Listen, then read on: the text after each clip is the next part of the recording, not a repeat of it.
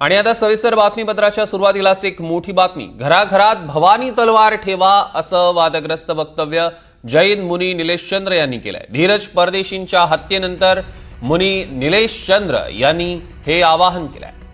घराघरात भवानी तलवार ठेवा असं आवाहन जैन मुनी निलेश चंद्र यांनी केलंय आणि या वादग्रस्त वक्तव्यानंतर आता सर्व स्तरात टीका होते।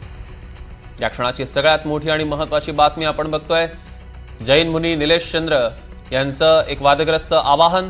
अहिल्यानगरच्या धीरज परदेशींच्या हत्येनंतर हे वादग्रस्त विधान करण्यात आलेलं आहे। घराघरात भवानी तलवार ठेवा असं त्यांनी म्हटलेलं आहे। या क्षणाची एक मोठी आणि महत्त्वाची बातमी आपण बघतोय।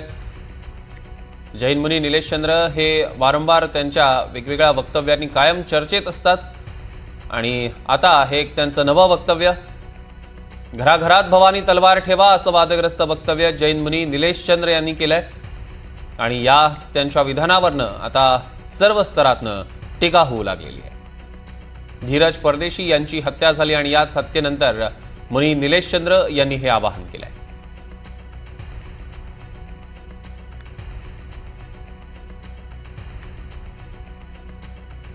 या क्षणाची एक मोठी आणि महत्त्वाची बातमी आपण बघतोय। अहिल्यानगरच्या धीरज परदेशींच्या हत्येनंतर वादग्रस्त विधान केलेलं आहे जैन मुनी निलेश चंद्र यांनी। सातत्याने ते आपल्या वेगवेगळ्या पद्धतीच्या विधानांनी कायम चर्चेत असतात आणि आता पुन्हा एक वादग्रस्त वक्तव्य त्यांनी केल्यानं सर्व स्तरातनं टीका होऊ लागलेली आहे। घराघरात भवानी तलवार ठेवा असं वक्तव्य त्यांनी केलंय।